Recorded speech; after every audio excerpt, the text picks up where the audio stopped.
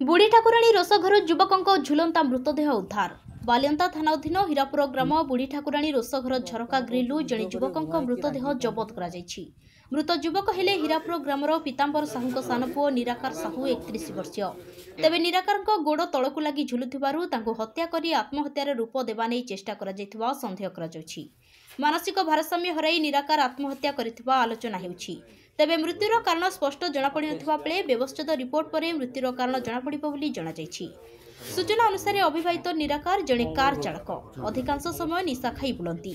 3 दिन तले तांको घरे झगड़ा होइथिला, तेणु घर को न जाई पदारे बुलुथिले। आज भोर समय बुढ़ी ठाकुराणी झरका ग्रिल झुली पड़ते, तेणु निराकार को हत्या करी आत्महत्यार रूप देवा नहीं टांगी दि जाइथिबा नै संदेह प्रकाश पाई। खबर पाई बालकाटी फांडी अधिकारी घटनास्थल में पहुंची मृतदेह जबत करने सह तदंत आरंभ करिछि। मृत्युर कारण जଣା पड़ी नाही। Bureau report Jaideep.